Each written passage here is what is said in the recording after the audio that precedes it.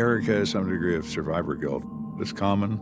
People blame themselves for something they didn't do that resulted in terrible things happening to someone. You know, the fact that I was Darlene's ride that night and I left her behind, I should have pushed her in the car. But I didn't. You know, it's hard to deal with. One little motion, I could have changed. I wouldn't be here right now, talking to you. I met a lot of people that I didn't want to meet.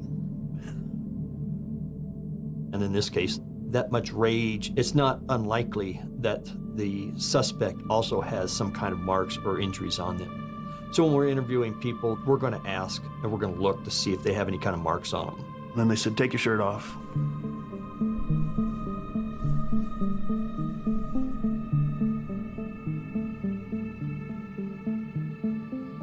He's perfectly clean, doesn't have a mark on him. We still take blood and hair from him with his consent. They looked at my teeth, actually took bite impressions. It was very involved. The story Eric Lord tells is perfectly reasonable. The best person to confirm that story is Tim Robinson, because he was there too. So I go next door to where Mr. Robinson is being interrogated by somebody else. Tim and Eric provided very consistent information about their association with Darlene on that night. Everything's going along swimmingly in this interrogation. Then we asked him to take off his shirt.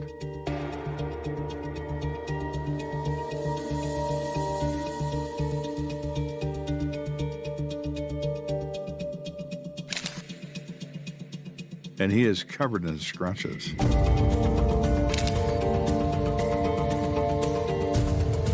He has them on his back, and his chest, and his arm. Mr. Robinson, you suddenly have some serious explaining to do.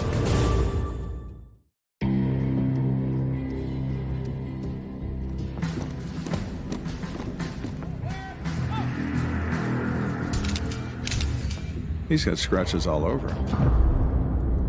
Well, Timmy, where'd you get those? He's one of the last to see her. He's got some marks. This is starting to look pretty good. Robinson gets very upset. He knows the Army has a habit of hitting you over the head with a sledgehammer when you get accused of a crime. I looked at him and asked him, can you explain the scratches and marks all over you? And Robinson said, I know this girl, and I went to see her that night, and all these marks came from her. Well, something you don't hear every day, but there are people that do that sort of thing. He's in a relationship with a gal who gets a little physical. His story panned out. I still take hair and blood samples from him, and I ask to look at his teeth. When I do look at his teeth, they in no way match the bite mark evidence that we have. So Mr. Robinson has an alibi.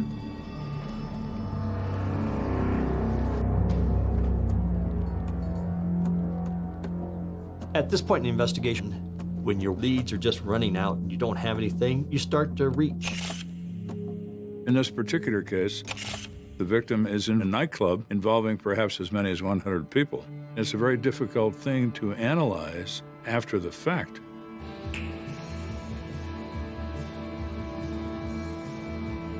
To think that a bartender was going to remember an individual who just walked up, grabbed a drink, went out and danced. Trying to identify an individual at a bar is a very daunting task.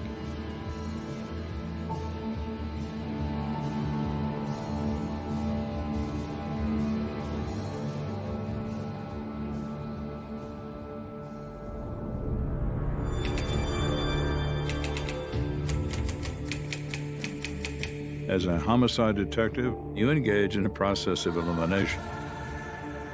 This was 1987. No cell phones, no surveillance cameras. This is old-fashioned gumshoe detective work. relying on people's limited memories, people who've been drinking for 6 or 7 hours. It makes this very, very difficult. A case file is every document associated in any way to the event in question. All police reports, the autopsy report, laboratory examination results, the list goes on. Anyone can pick up and learn everything that needs to be known about this investigation.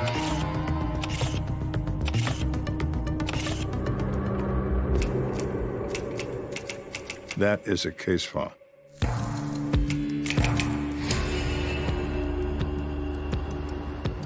The 30-year anniversary of Darlene's death was on March 17th, 2017.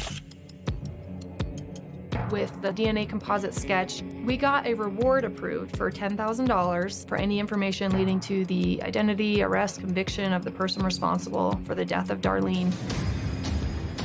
The Parabon snapshot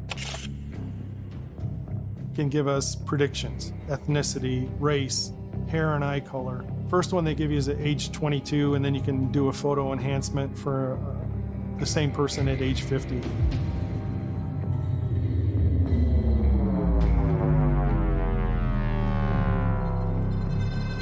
That's really when it kind of opened the door.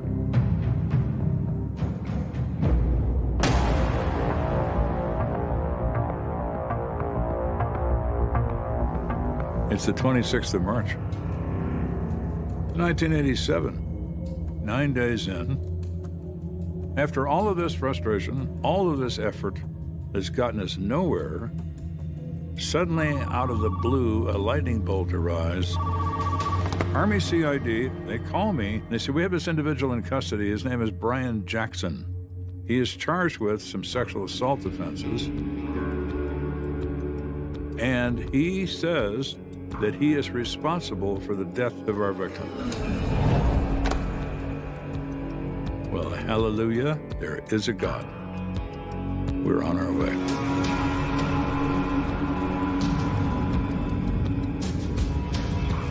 When CID starts a little bit of their investigation, we find out that, yes, he has a truck. And we believe that she was transported in the truck. The Army has the ability to search people's vehicles without their consent. We don't, but they do. They searched his truck.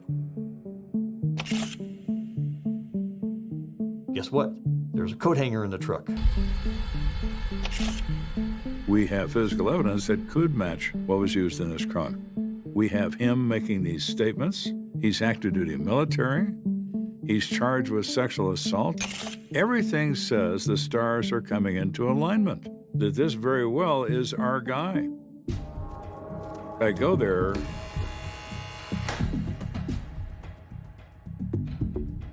and everybody and his brother begins to show up. The Staff Judge Advocate General for Fort Carson is there. The Commanding General of the 4th Infantry Division is there. The Chief Judge of the court is there. And of course, all heads turn toward me. When I first meet Brian Jackson, he's well aware how much trouble he's in. He's going to be a nervous wreck. We'll see where this goes.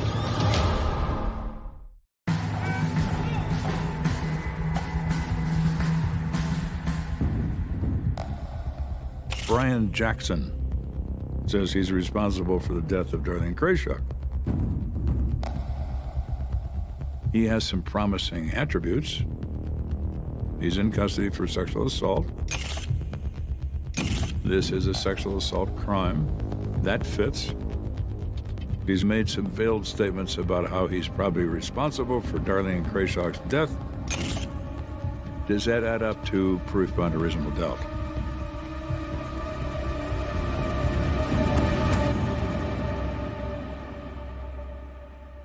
No.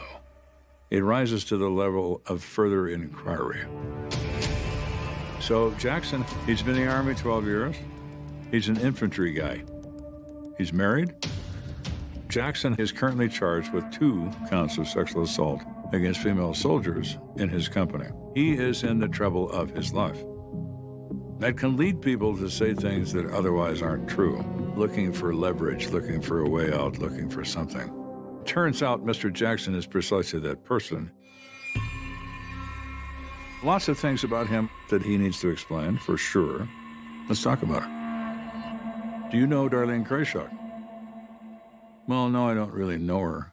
But you say you're responsible for her death. Why would you say that? Well, I just think if I'd have been there, and he wanders off in this weird sort of discussion, and you begin to realize that this guy is trying to use the murder of Darlene Krayshock to show him mercy in his situation. Had he been at the bar, it had prevented Darlene Krayshock from being killed, and because she was killed, he feels responsible for that.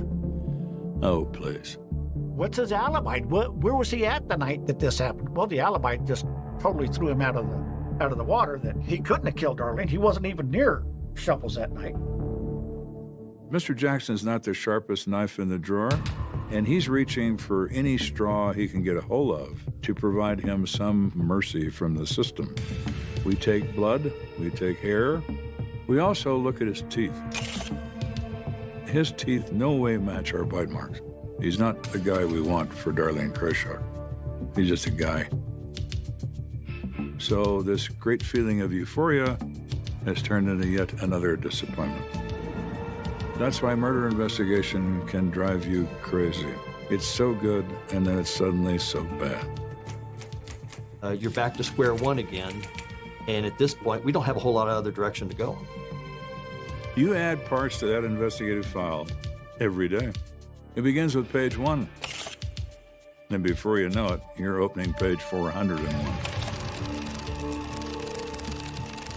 Despite our efforts, despite everything we've done, we have been unable to identify any other suspects. We are at a dead end. At some point, you have to say, for now, this investigation cannot move forward because there's no place for it to move. It is now an inactive homicide investigation.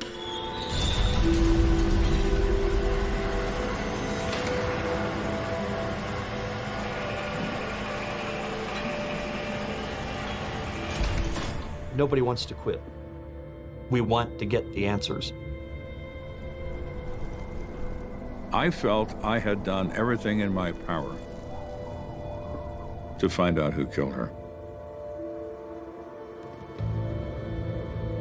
And I didn't do it. I didn't find out. There's a price you pay for that.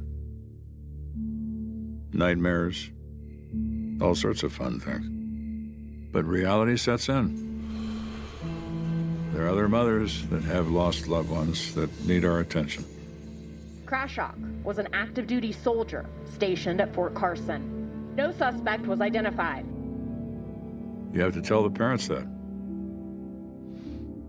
Ugly business.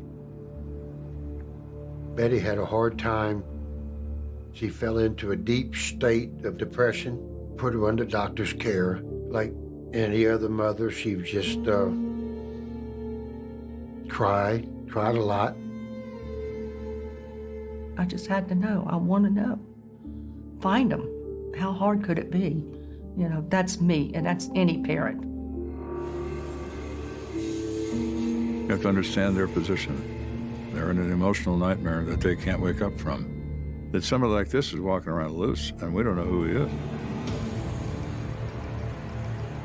We have no idea who he is. But people who commit crimes forget something that's extremely important.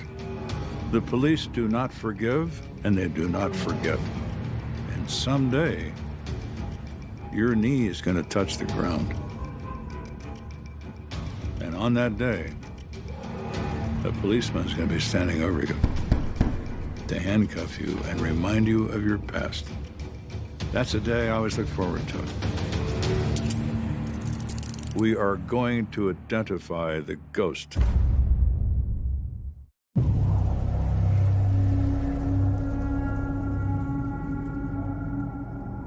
In the case of Darlene Krayshock, there is no one left to investigate. I would come into work early every morning. I'd make up coffee.